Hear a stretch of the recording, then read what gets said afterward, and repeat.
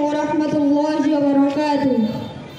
الحمد لله وكفى وسلام على عباد الذين اصطفى أما بعد فأعوذ بالله من الشيطان الرجيم بسم الله الرحمن الرحيم واعتصموا بحبل الله جميعا ولا تفرقوا وقال النبي صلى الله عليه وسلم المؤمن للمؤمن كالبنيان يشد بعضه بعضا मुब्तला दर्द हो कोई आज़र होती है आँख किस कदर हमदर्द सारे जिस्म से होती है आँख सम्मानित शिक्षक महाशय এবং সম্মুখ উপস্থিত শ্রোতা মণ্ডলী আসসালামু আলাইকুম ওয়া রাহমাতুল্লাহি ওয়া বারাকাতুহু।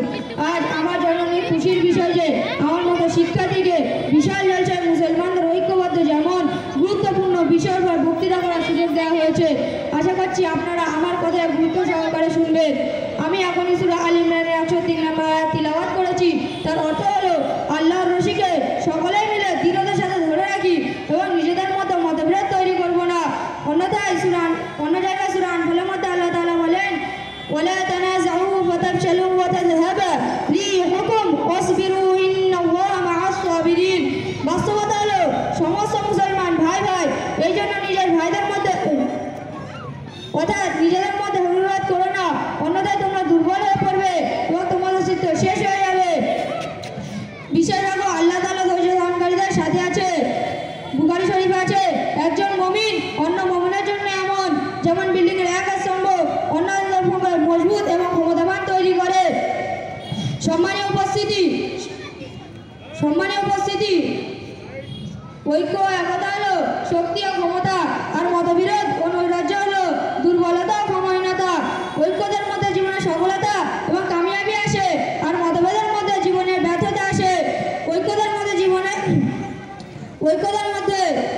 ঐক্য সফল এবং কামিয়াবি সিঁড়ি আর মতভেদ ব্যর্থতার সিঁড়ি। এক সমাজে বসবাস করতে হলে প্রত্যেক ব্যক্তিকে একে অপরের প্রয়োজন হয়। কোনো ব্যক্তি অপরের বিনা সহযোগিতায় সফল জীবন অতিবাহিত করতে পারে না। আর শান্তিময় জীবন আমরা তখনই করতে পারবো যখন আমরা একে অপরের সুখ দুঃখে শরীক হব। এই জন্য মুসলমানদের একে অপরকে ভাই ভাই বলা হয়েছে। আল্লাহ তাআলা বলেন ইন্নামাল মুমিনুনা ইখওয়া ফাআসলিহু বাইনা আখাওয়াইকুম ওয়াত্তাকুল্লাহা লাআল্লাকুম তুরহামুন। বাস্তবতা হলো সমস্ত মুসলমান ভাই ভাই এই জন্য নিজের ভাইদের মধ্যে সম্পর্ক ভালো তৈরি করো এবং আল্লাহকে ভয় করো যাতে তোমাদের সাথে রহম করা হয়। সম্মানীয় সুধী, ইসলামের মধ্যে শুরু থেকে এই প্রচেষ্টা ছিল যে মানব সমাজ ঐক্যতার সাথে বসবাস করে এবং মানুষকে সমাজে ওই সমস্ত বিষয় থেকে দূরে থাকার নির্দেশ দিয়েছে যে মানুষের মধ্যে মতনৈক্য তৈরি করবে এবং টুকরো টুকরো করা যাবে। কিন্তু বর্তমান সময়ে মতভেদ প্রত্যেক সমাজের প্রধান হয়ে দাঁড়িয়েছে।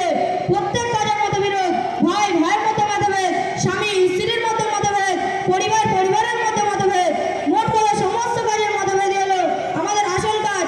আমাদের ঐক্যবদ্ধতাকে জাগিয়ে তোলার জন্য জুমাতে বক্তৃতা করা হয়, কখনো জলসা জিনিস করা হয়, কখনো কোনো সেমিনার ও কনফারেন্স করা হয়, আবার কখনো লিফলেটের মধ্যে মানুষকে বোঝানো হয়। কিন্তু প্রত্যেক প্রচেষ্টা সফল, কেননা মতভেদের রোগ আমাদের মধ্যে জন্ম নিয়েছে। আর শান্তিময় জীবন আমরা তখনই করতে পারবো যখন আমরা একে অপরের সুখ দুঃখে শরীক হব।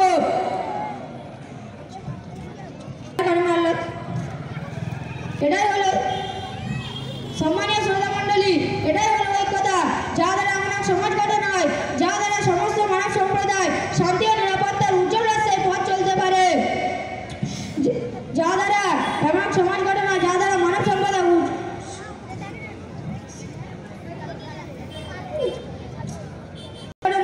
যা দ্বারা সমগ্র মানব সম্প্রদায় শান্তি ও নিরাপত্তা উজ্জ্বল রাস্তায় পথ চলতে পারে। এই জন্য শেষে আপনাদের কাছে নিবেদন যে আমরা আল্লাহর রশিকে সকলে মিলে দৃঢ়তা মজবুতের সাথে আঁকড়ে ধরি এবং মানুষকে সমাজে ওই সমস্ত বিষয় থেকে দূরে থাকার নির্দেশ দিয়েছে যে মানুষের মধ্যে মতনৈক্য তৈরি করবে,